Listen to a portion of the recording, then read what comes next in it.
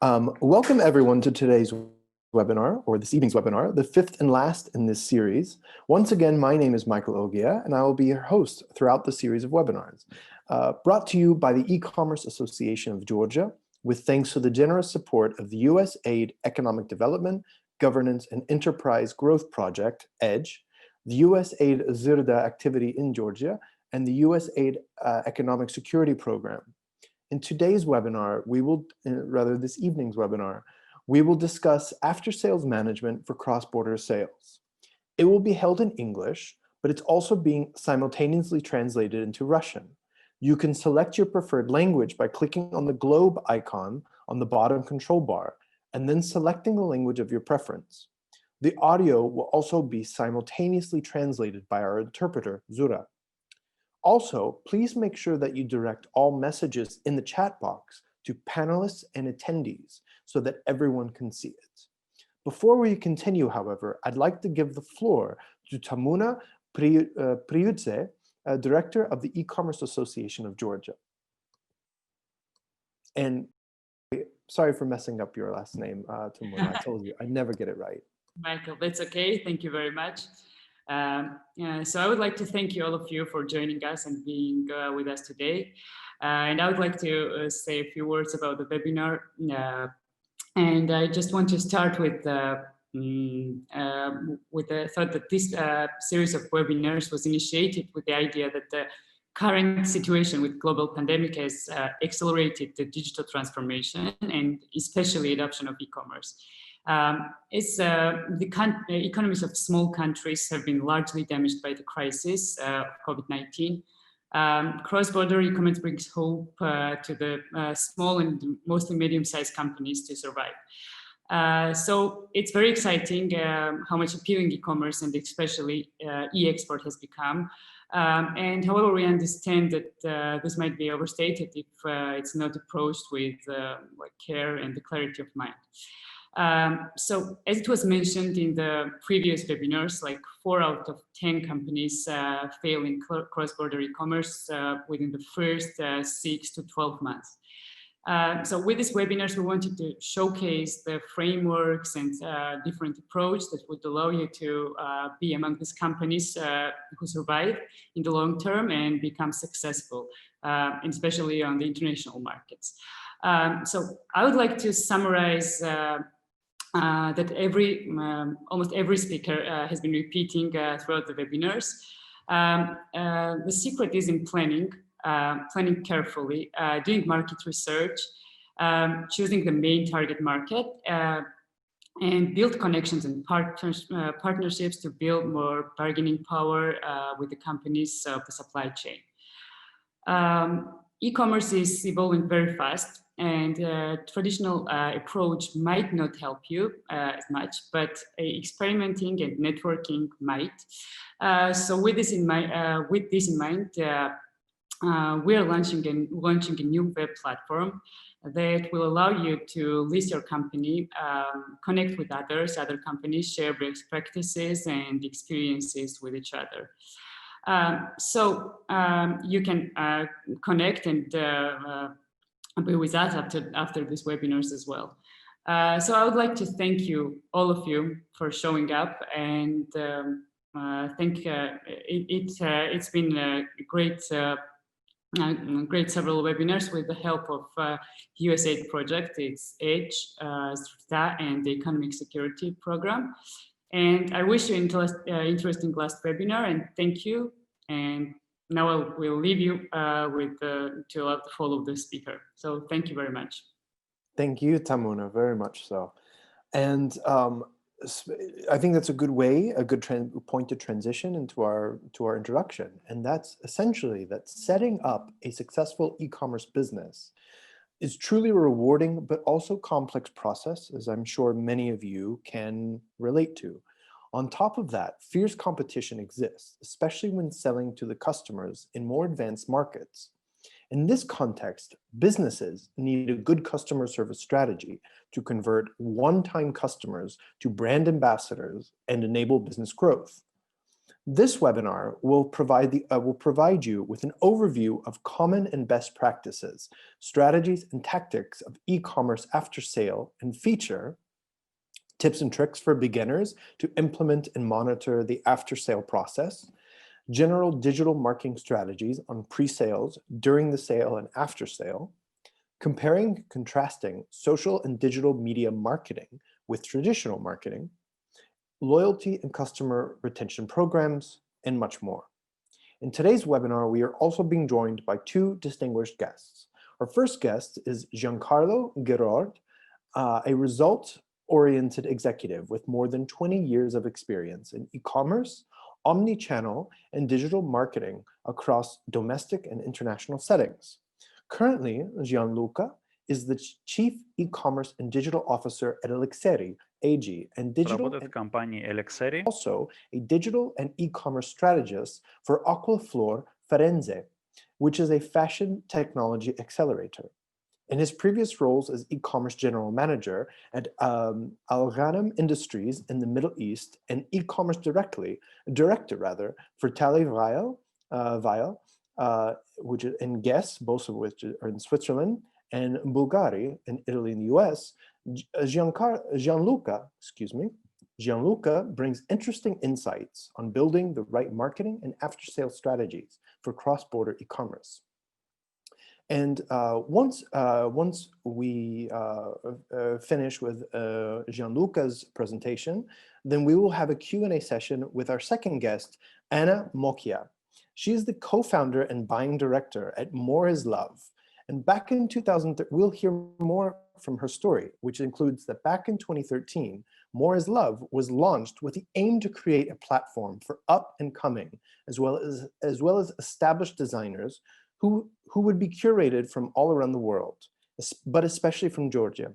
The platform has managed to establish itself as the first Georgia-based e-commerce organization that exports worldwide. Since then, the company has evolved and currently provides an opportunity to its partner brands to be present on 3 platforms simultaneously, including moreislove.com, farfetch.com, and its flagship store. Anna will share her inspiring story of More is Love and the company's journey toward worldwide expansion.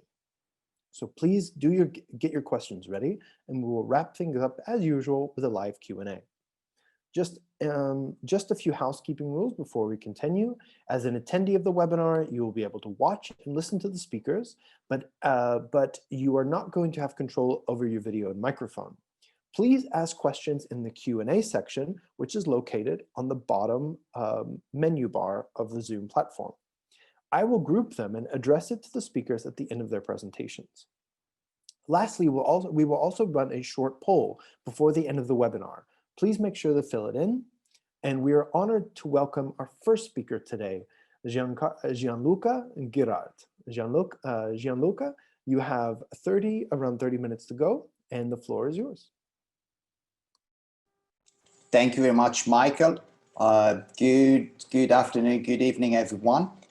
Tonight, we're gonna see some slides related to e-commerce after sales, and in particular, some strategies, tactics, and practices to succeed in a B2C cross e-commerce. We have some slides, and this is the agenda. We're gonna see some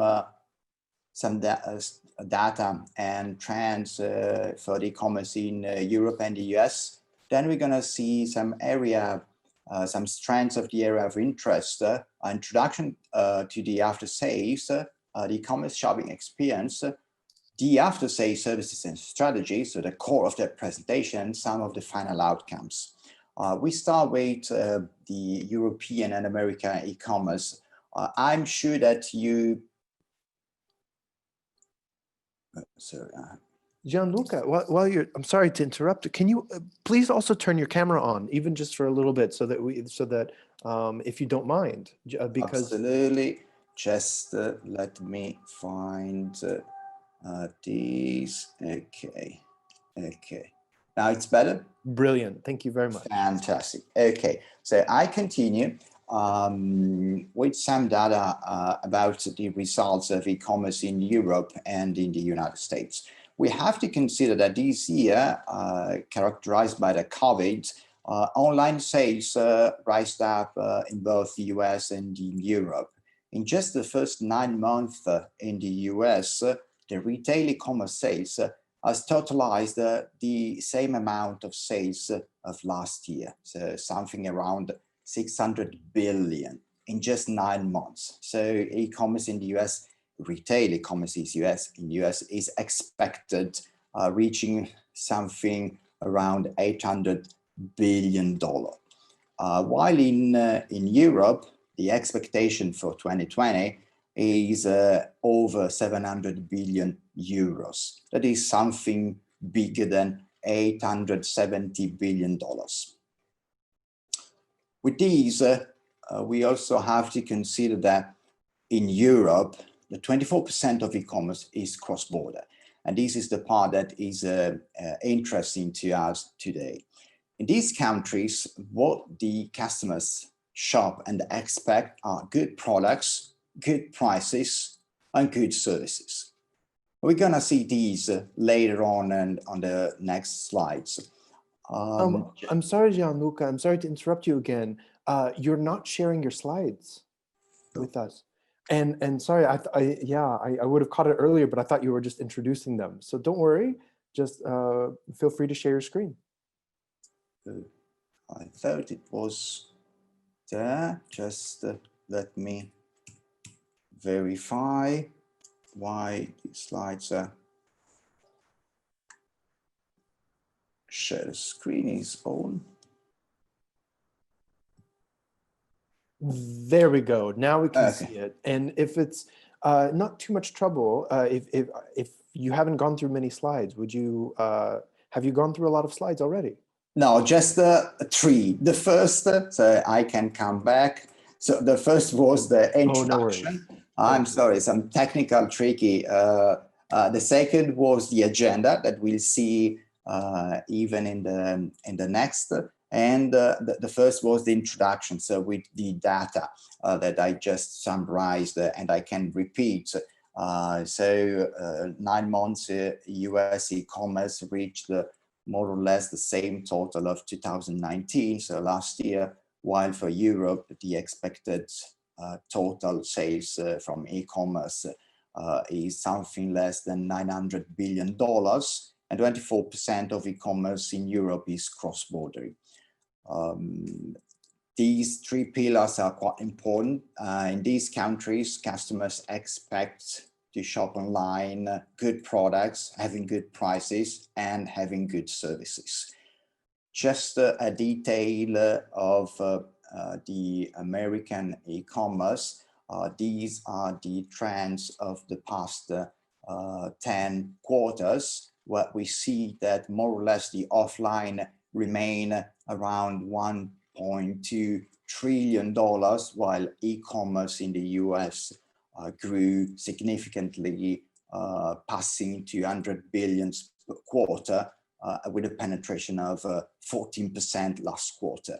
While in Europe, the e-commerce is expected to double the total revenues in just 5 years, as in 2015, the total revenues were around 375 billion euros and are expected more than 700 billion euros at the end of this year, characterized by COVID. Let's consider some of the strands of the area of interest, so Ukraine, Georgia, Belarus, Moldova, Armenia, and Azerbaijan, that are particularly interesting for running a proper e-commerce. These countries are well known for producing good products. And this is perfect because customers in Europe and in America, they want and they purchase good products. These 6 countries are also good in producing products sold at a very good price. And this is because in these countries, there are some interesting costs of labor, work agility, and a lot of materials, raw material available. And last point, customers expect good services, but this is not complex because there are a lot of consolidated strategies, cases, and standards already there. We can learn, you can learn and make yours. So the challenge is not difficult at all. Let's consider now what is after sale with a smooth introduction. I bring to you a very simplified e-commerce model where you have to promote your goods online. You have to chase or acquire customers until they make a purchase, so they make an order. This is extremely simplified and focused only on customer acquisition. This model, yes, is working, but it's very limited. And the limit is the profitability. We cannot focus only on customer acquisition. We have to dedicate our marketing budget to after sales and feeding the customers. So if we consider a proper e-commerce selling cycle, we have to promote the goods online. We have to chase and conquer customers until they make a purchase. Then we have to support and fidelize them in order to increase the brand and to reach a good brand awareness.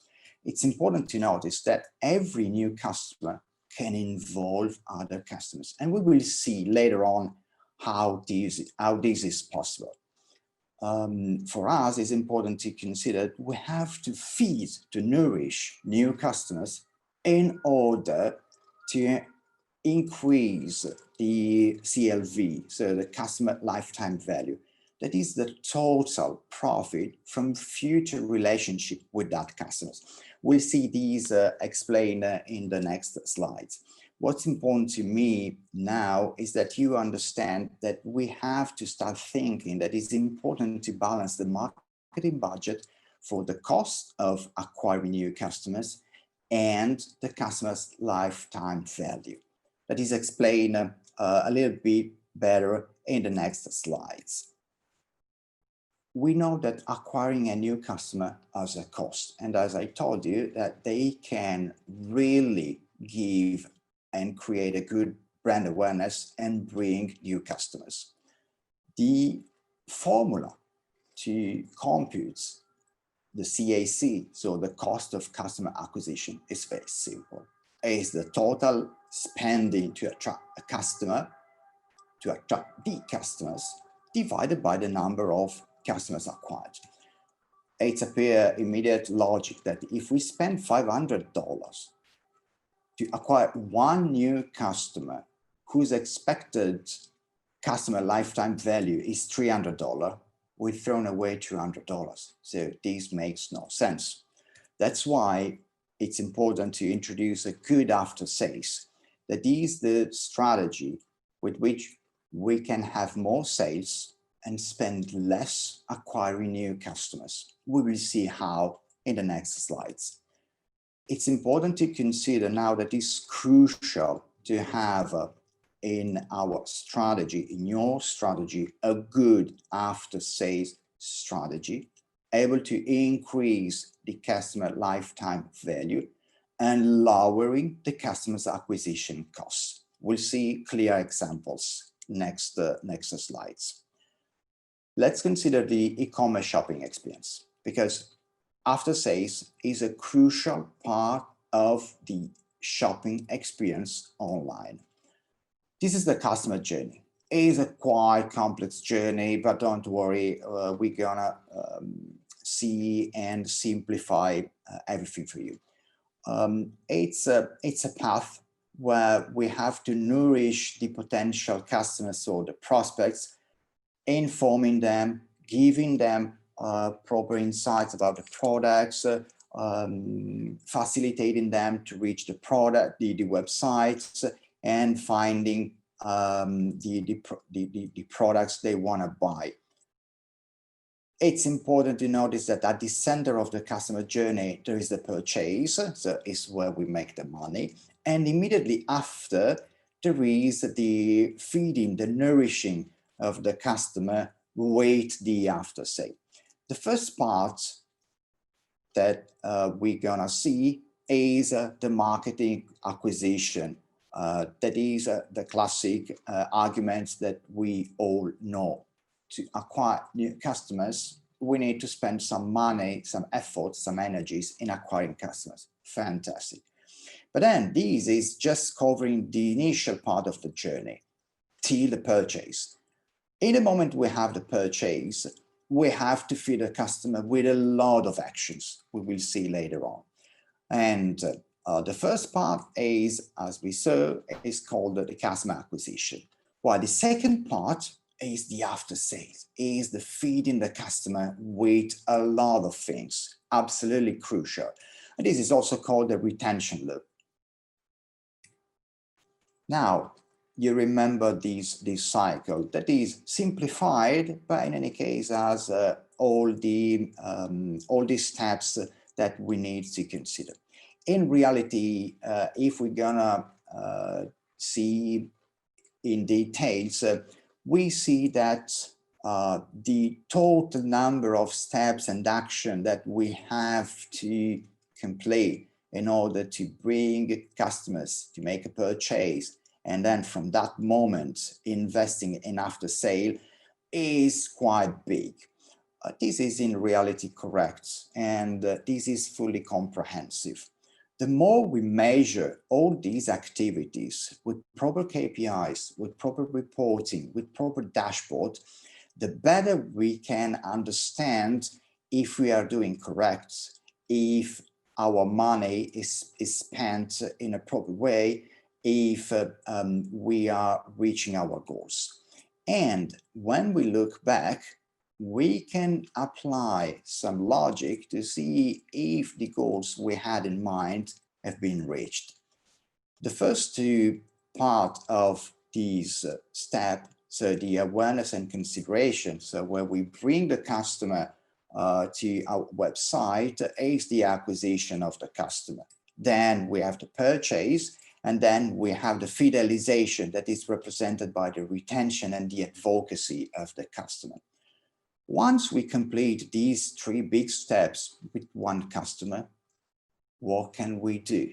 Simple. We can focus on the next customer or on the next community of customers. And this is how we can do. What is customer? What is after sales? It's simple. It's carrying the customer after having acquired them. A customer is a prospect we know in detail, so he's a person surfing our website that becomes customer in the moment makes a purchase. From that moment, we activate the after sales. Why? What are the benefits? Some we saw before, but let me recap.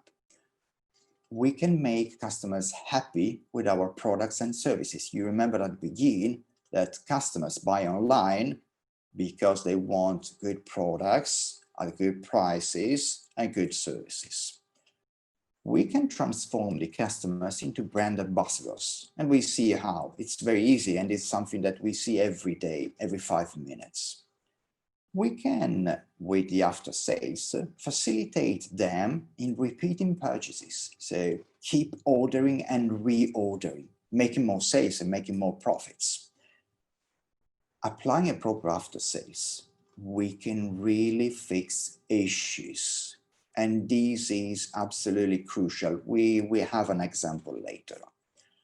We can create loyalty, we can build a community, and we can build a strong brand identity.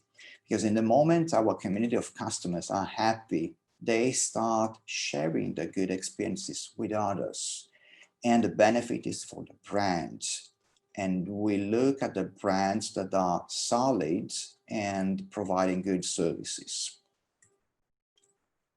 By the way, doing all these and running a proper after sale, we can differentiate from competition. And we have to consider competitors because they all want to sell probably similar products to the same customers, because the customers in the world are there for everyone.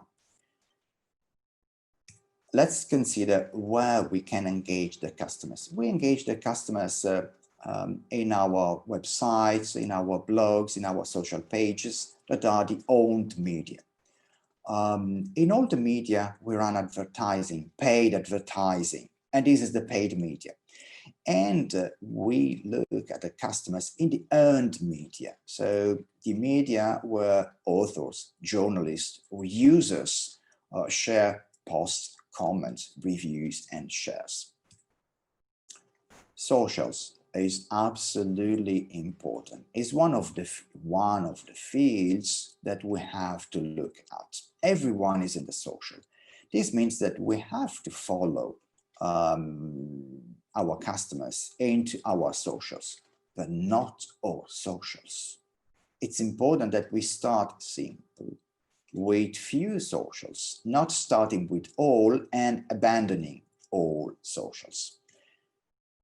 And as I said before, remember that customers speak with others. They can influence others, even if they are not influencers, proper influencers. They share their opinion, they share their experience, they share the goods they bought, the services they've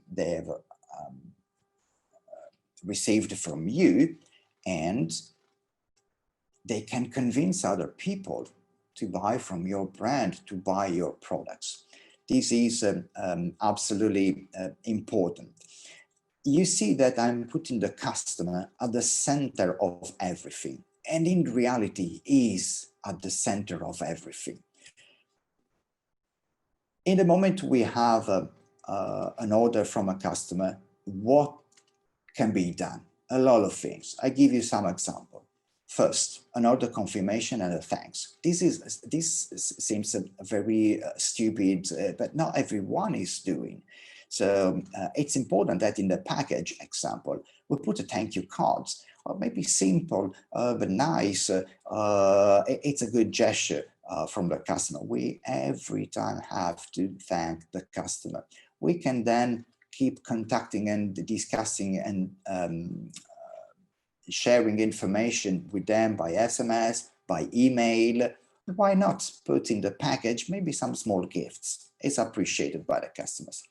Then we have to provide shipping updates on the status of the picking, packing, and delivery, because the customers online buy and they want as soon as possible. And these are one example. Amazon is very good, provides a lot of insights and a lot of statuses. Then a purchase online can be returned. So we have to be courageous and have a good return policy and explain the return policy very well. There is an example in the next page. Once we have the data of the customers, we can invite them to sign a newsletter. And with these, we can provide some marketing information, products, and other services. We can ask, in some cases, maybe not for food, but maybe for some other products, the product registration, or we can ask for feedbacks and for reviews. This is why I was titling this slide as Listen, Learn, and Act, because the customer is the source of every information. And if we listen, learn from them, then we can act to fix some of the issues. They appreciate when we involve and when we simplify. This is the example of the return policy. You see on the right of the screen. We can facilitate the return. We can simplify the logistics for them. We can make it easier for them to reorder or to exchange. And in any case, thanking the customer because the customer has placed an order with us. Customers appreciate simplicity, transparency, honest brands, and human interaction that we're going to see in a few moments.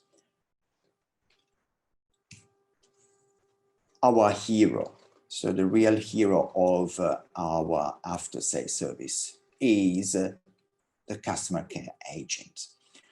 Is our voice and our ear, can help customers in unlocking the accounts, using the products, using the tools and the apps, solving the issues with the payments or the deliveries or the wrong product shipped, is helping the customers, can arrange for reimbursement and can facilitate the return of a customer because, oh yes, I was a customer. I remember that they have a very good customer care with a lot of good agents. And so even if the first experience was not good, it's good for me to come back to them because I know they can fix issues. So the customer care agents that are the core of the after sales can fix issues, and there is no other actor able to fixing issues after the purchase is done and can make a customer happy. By the way, there is a lot of help from CRM, so customer relationship management, that are the tools, in some cases very simple and for free, where we can run a proper and a good customer service and after sales. CRM tools can help the team of the company and can enable a lot of actions and a lot of reminds. One example is automatizing an email or a message to a customer 1 week after the customer has purchased a product, asking for a feedback or for a review. And customers appreciate, and in general, people love to give opinions on subjects. With a CRM tool, we can provide insights, have actions and dashboards. As I said, we don't need a lot of IT or tech skills to run a CRM. There are some for free, there are some on a budget. We can have all information centralized in one unique location. We can optimize the job of our employees because with one tool they can do everything. We can create and monitor forecast for sales, and as I said, dashboards and reports. As is centralized, it can reduce the cost to follow case, customers and complaints. And remember that even the CRM for free can run automation. So we can instruct the system to do some repeating action without manually intervene every time. CRM is an all-in-one system that today can segment the customer audience, that is able to integrate with social and WhatsApp for discussing real-time with customers, can send regular personalized newsletters, can remind, example, the customer the wish list, so the products they put into a sort of panel, can integrate robots and humans, which is very important to run when we run an after sales, to be human, can help in repeating seasonal orders, and as I said before, can automatize a lot of things. Example, the welcome emails when the customers subscribe for the first time the newsletter, and we can send them some personalized contents. This is an example of personalized content. On the left, you see something very gray. On the right, something very personalized, touching the heart of the customer. The personalization is very important, and it is very important also in the after sales. Customers and consumers in general quit if they don't receive personalized communication.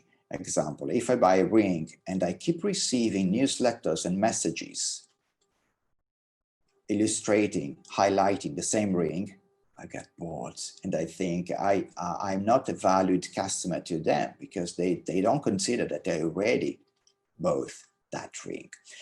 This is valid for B2C, and this is valid for B2B as well. as I said before, fixing issues. An after sale can fix issues. This is the example, real example of a customer who was very angry with an American company and wrote something very bad and very hard on Twitter. Immediately detected by the agent, either human or bot, the after sale, the customer service agent replied and provided some initial help and support.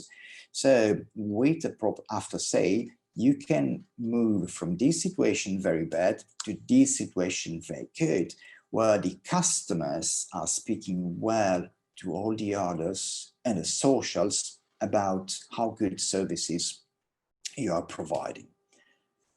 And again, considering the triple points related to the customer, listen, learning, and acting. It's important that we consider in our after-sales strategy an index, that is the customer satisfaction index. These are reports that we can build easily running surveys with customers. We can ask for reviews about the services. We can make interactive. You remember the thank you cards in the newsletter or in the web or something printed out. So very traditional marketing with the smiles, happy, neutral, or bad. We can assign some points, and on these we build our report. We can link the reports to the bonus to our teams when we want to gratify our teammates with additional bonuses. We can link the bonuses or part of the bonuses to a minimum CSI, and we can set aggressive goals to improve the customer satisfaction index. And example, when this index reaches a very good level, we can use it as a marketing message to see how many customers are happy with us. And remember that customers are loyal, yes, but there are some stats that say that 1 in 3 customers leave a valued and a loved brand after just 1 bad experience, and 50, so 1 in 2, after several bad experiences. This is why it's important to have a proper after sales. Now, the final outcomes. Do's. So what we have to do. As I said, for every company, we have to keep it simple, to have some big goals, but tactical approach, so step by step. We can delegate to external in case our teammates don't have all the skills. These are some suggestions for small companies. Run some essential after sales, tracking, FAQs, call center, CSI report. While the company becomes bigger, or we want to adopt, we can adopt something bigger in terms of after sales. On top of the essential, we can run some bots, so some robots answering in automatic the calls, asking for reviews, running newsletter and social, promoting offers, and running some callback when they call our hotline. For big companies, we absolutely have to consider loyalty programs, advocacy with customers, influencers, and employees, artificial intelligence, and personalization. What we don't have to do is start with everything. If we are a small company or we are at the beginning, starting with everything is absolutely wrong because we don't have the experience and we don't have the resources. We don't have to focus on customer acquisition only. We don't have to leave the customers alone. We don't have to overrate our products, even if our products are fantastic. Customers want good products, good prices, and good services. We don't have to overcharge our teams. We don't have to ignore competitors. And we don't have to unprioritize investments on CRM, integration for deliveries, etc. You remember the customer journey. So now giving you an indication of where to invest and how much, balancing the customer acquisition and the after sales. Minimum is 50%. Minimum customer acquisition, spending the efforts in the marketing and customer acquisition, and at least another 50% on customer retention.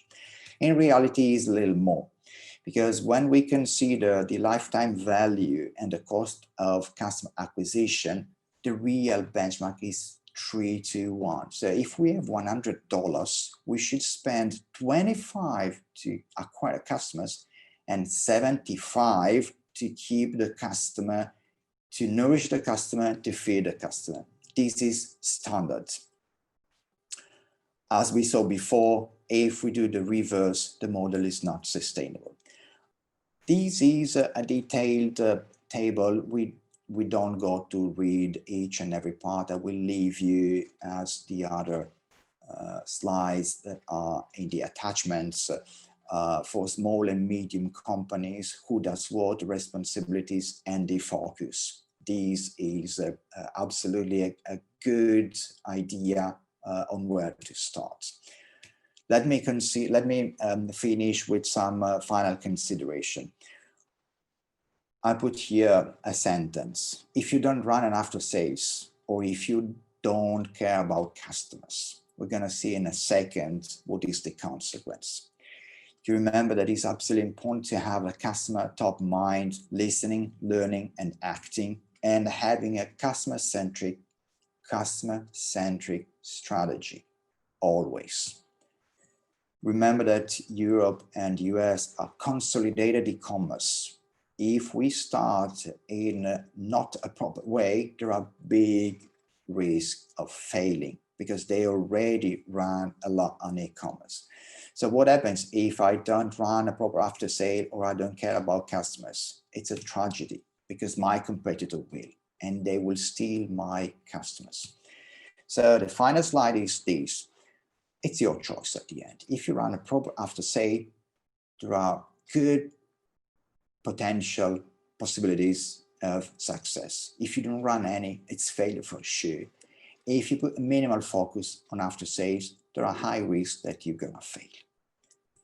This is the last slide. I see that I used a few minutes more. Thank you very much. And now I think we can open the Q&A session.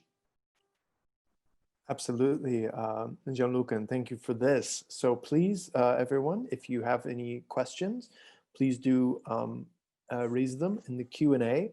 And while you are thinking of some good questions, I actually just had a couple for you, Gianluca, that we can get to while people are writing.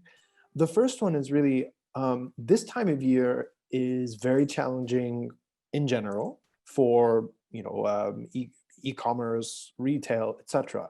But it's particularly challenging for micro enterprises and small businesses, since logistical issues often make customers unhappy. Is there a way to find balance? Is there a way to kind of solve this issue? Well, yes, all companies started small. Even Amazon, they started in a garage, and today Amazon is a giant and is one of the best e-commerce companies in the world. Today, e-commerce is not anymore, as you said, perfect, really, let me say, as you said, it's not anymore just on marketing, because everyone is able with a small marketing agency or running proper marketing to attract customer. Logistic operations is the field where there is the challenge. And in these, I have to say that Amazon is a giant, is perfect. What they are doing, what we can do if we are small, we consider our good products and good prices. We have to be honest. We have to know our limits. We have to know our logistic partner, and we have to be transparent with the customer. We don't have to promise next day delivery if we cannot afford a next day delivery. If we afford maybe a 3 days delivery with maybe next day shipping, we have to say these in clear words. So we don't have to overpromise. We don't have to cheat. We can take the risk writing maybe 3 to 5 days delivery, and put in the regions, the areas where we can ensure that this is done maybe 90% of the cases. Be honest, transparent, and start small, like Google, like Apple, like everyone. No, I think that's very good advice.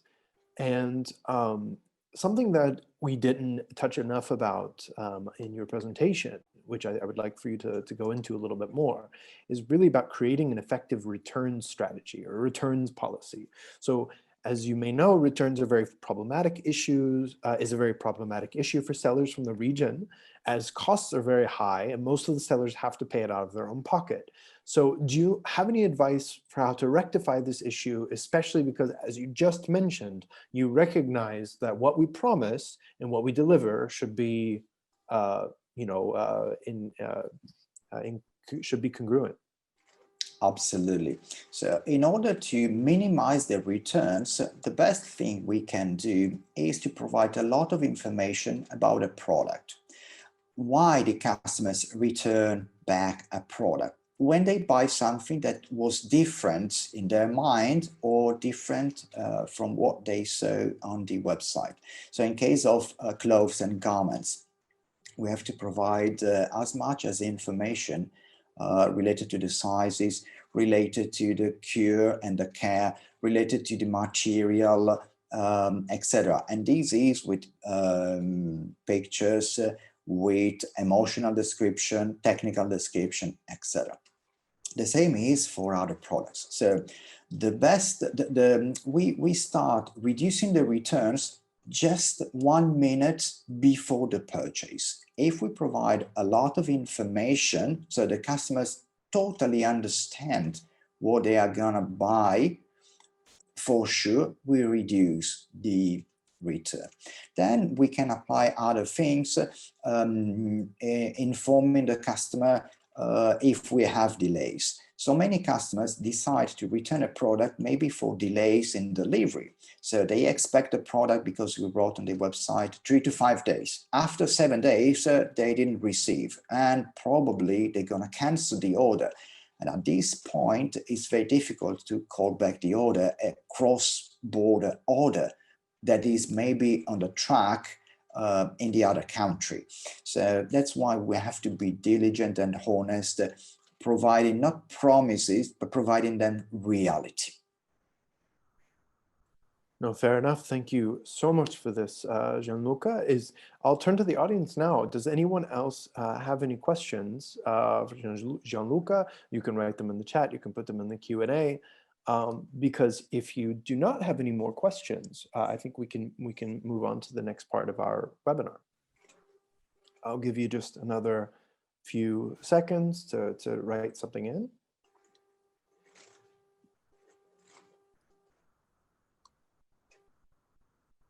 And as a reminder, I mean, the Q&A section will stay open. So in case you have any questions for Gianluca that you would like to ask a little bit later, something someone says, spurs a thought, please do add it in the Q&A. And I think with that, Gianluca, you have been already incredibly generous with your time. Thank you so much for being here. And we appreciate your presentation. Thank you very much. Thank you, Michael, for inviting me, and thanks the audience for listening these 3-4 concepts all together. Wishing you all the best for Christmas, for the festive periods, and for COVID and the pandemic that we're gonna resolve all. Thank you so much, Gianluca. It's a pleasure. And with that, I think now we can go ahead and turn to our second guest today, which is Anna. Hello, good evening.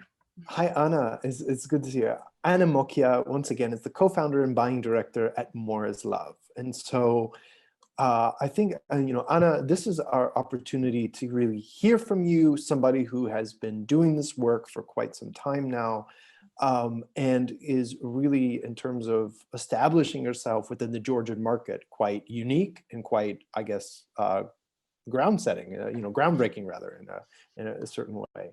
So can you just tell us about you and More is Love, kind of what your story, what your niche, how it all started, etc. Sure, with pleasure. So we started about 8 years ago. me and my business partner, what we wanted to achieve is that put Georgia on a fashion map, to play a small role in this whole process.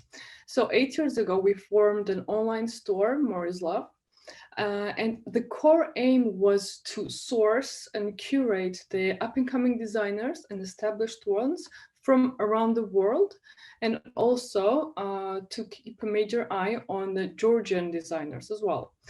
So we provided for them one big platform. Over the years, we have evolved, and at the moment, we can provide to our partner brands 3 platforms. So this is morslab.com, it's farfetch.com, which is our partner as well, and also a flagship store in Tbilisi. Simultaneously, when we're producing morslab.com, we came up with the women's accessory brand, which is called 0711 Tbilisi. And we started with the handmade beanies. We have around 30 artisans who are working at our production facilities in Georgia at the moment.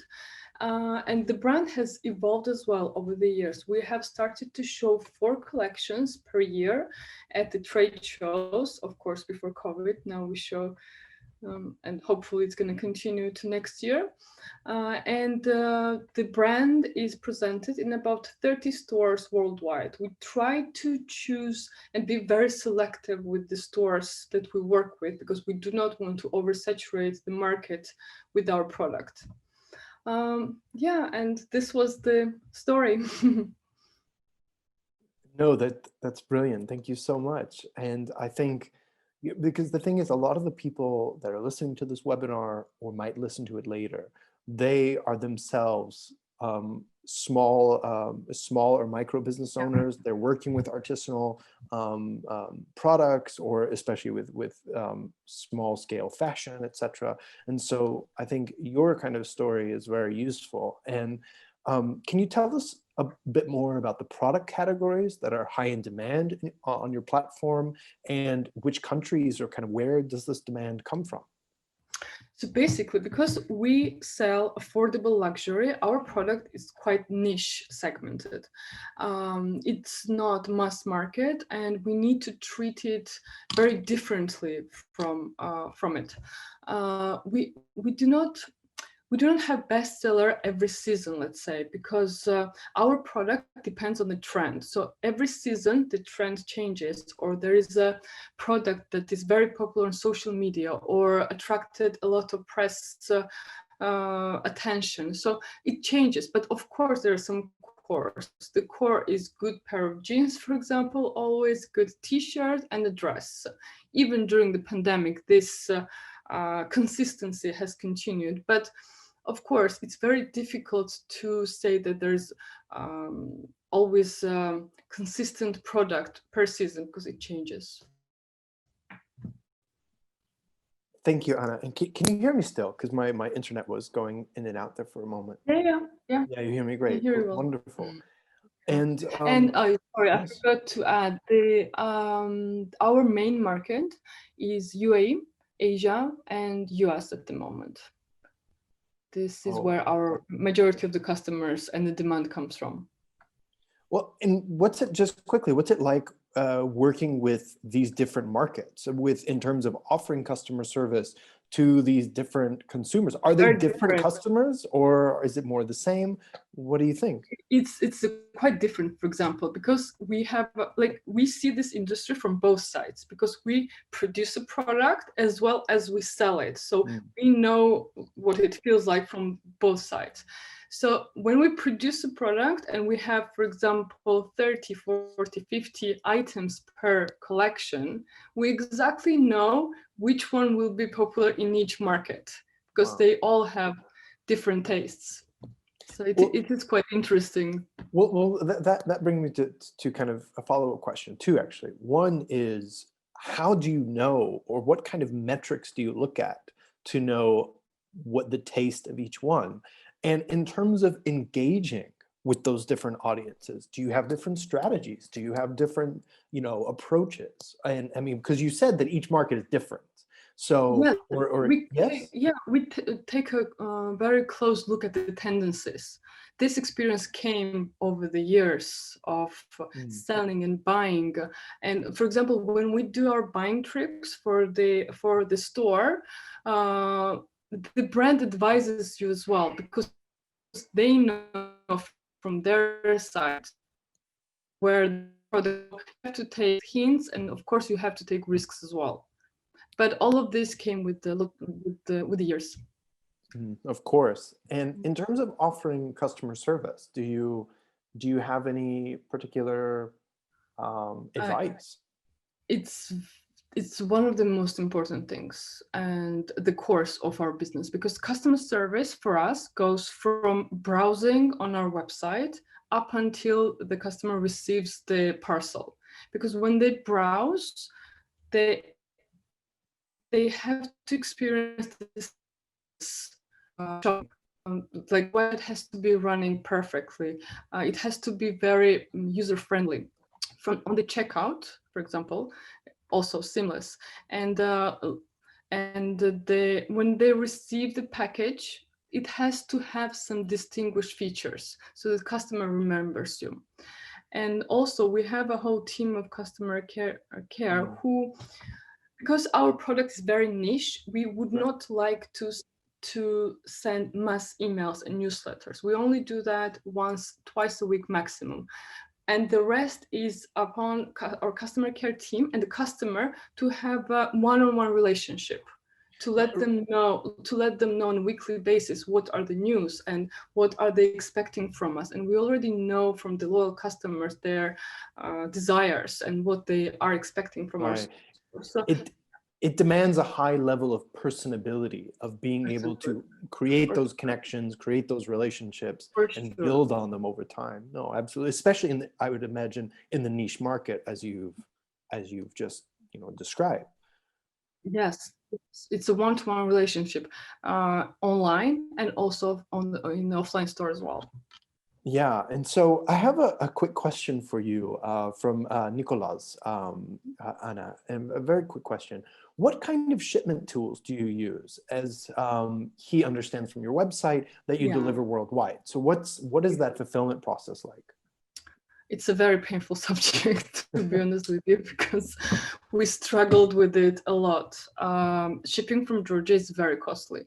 And customers, especially in Europe or US, they are used to very quick delivery and low prices. And we managed to achieve agreement with local shippers from Georgia to around the world. At the moment, we're using a company called RMX. If that is, I know them from Lebanon. I used to for live the in. participant. Oh, sorry. Oh, you do, yeah. Yes. So we've been with them for the past 2 years, and so far so good.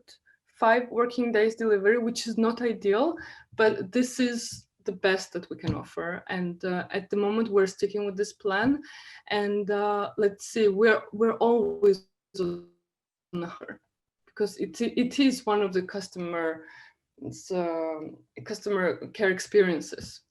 Absolutely. Is there any particular reason why you chose RMX over DHL or another kind of provider?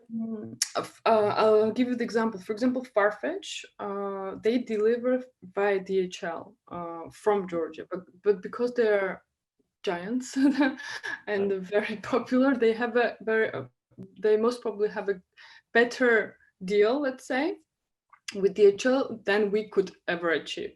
So that with our terms, customer wouldn't pay DHL fees. So RMX was the most substantial choice. Oh, absolutely. That makes a lot of sense. I think,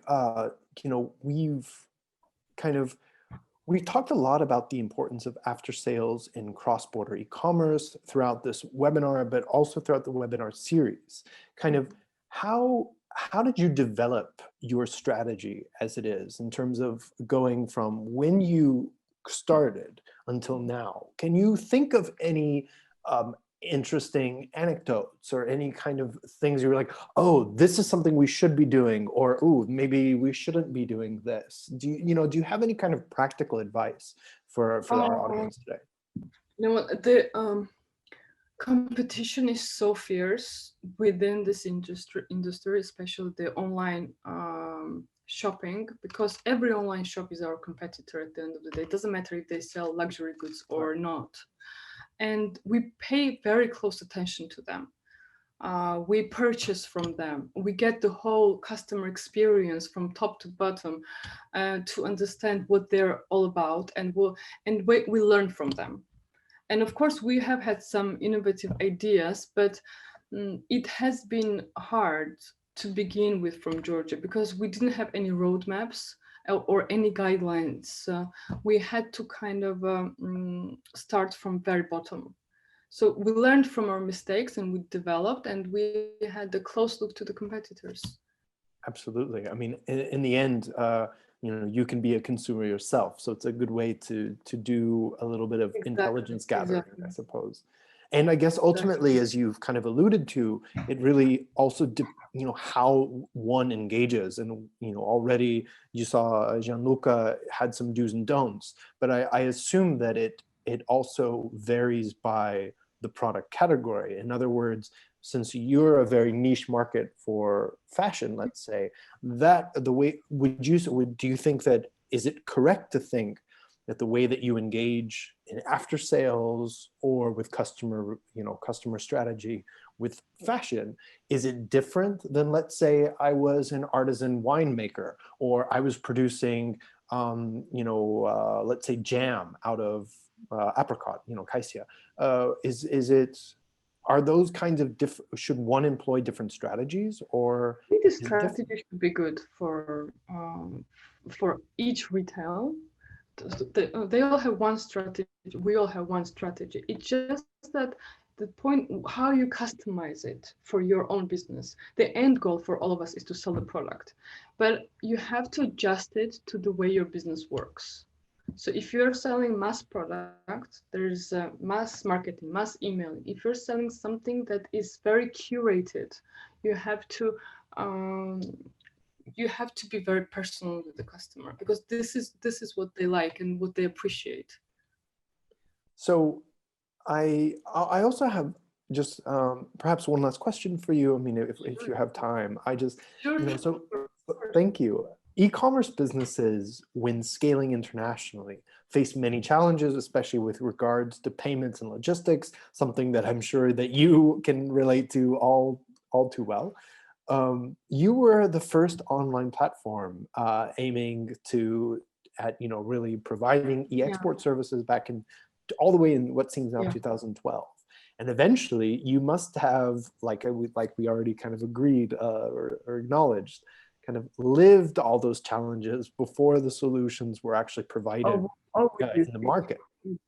Yeah, you clearly know where I'm going with this question. Kind of based on your own experience, what are kind of your lessons, your recommendations that you would give to beginners trying to engage in cross-border e-commerce with regard specifically to accepting payments from international consumers and fulfilling orders from overseas?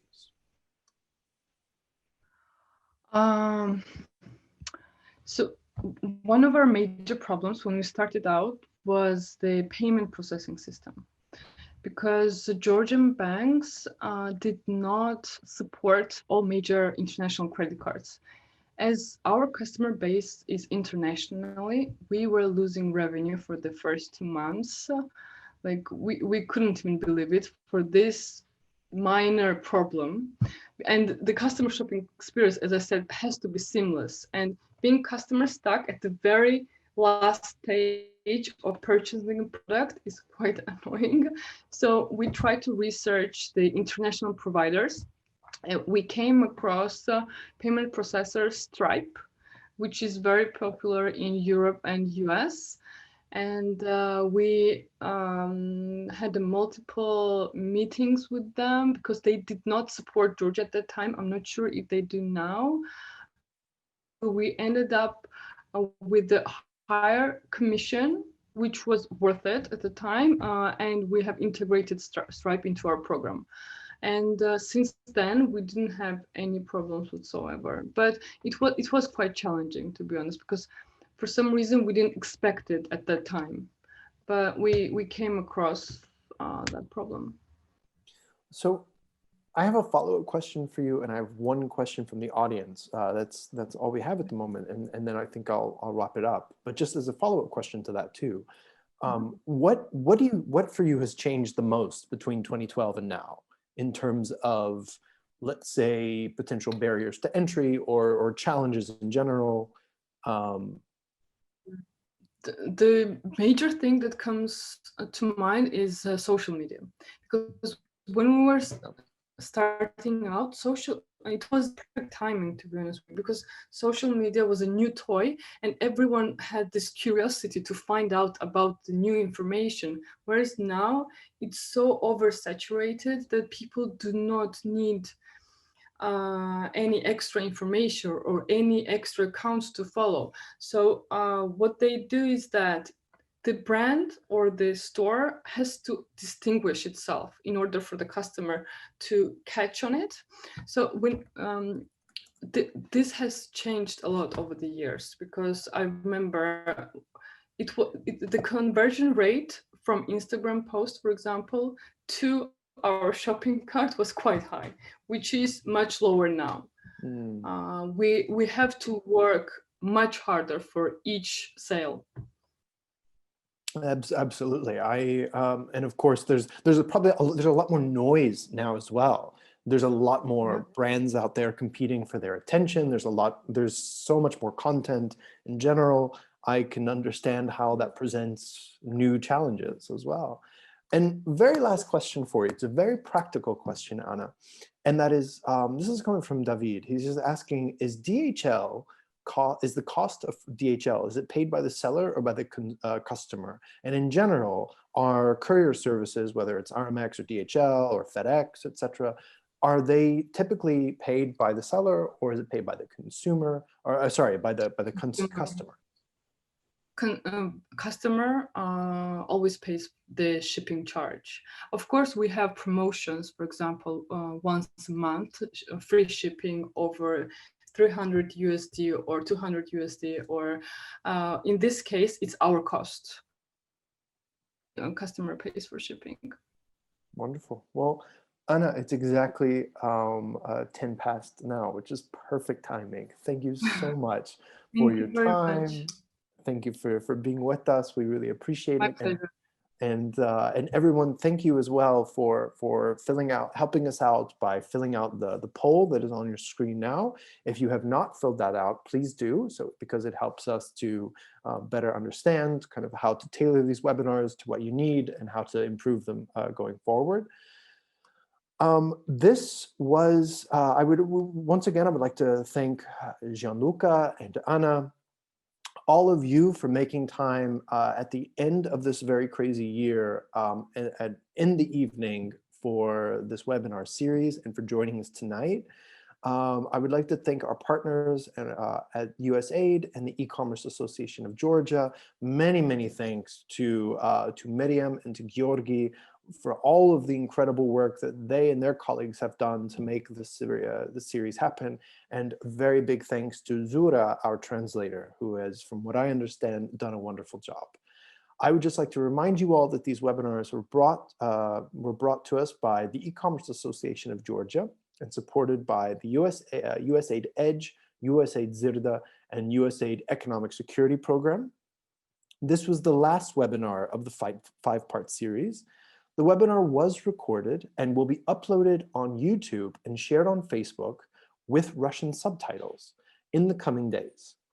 We will also be launching a platform soon where you all will be invited to join, connect, learn, and exchange, and take many of these lessons forward, as well as discuss many of the challenges and solutions that have been presented over these past couple weeks. If you have any questions, comments, or concerns, you can always reach out via Facebook or via the email address that I am typing into the chat at the moment, right now. Everyone, once again, my name is Michael Ogia. It has been an absolute pleasure moderating this series for you, and I wish you all the best in your e-commerce activities going forward. All the best, of course, with your businesses, and I wish you all a very happy and healthy holiday season, Christmas, and New Year's. Thank you all so much.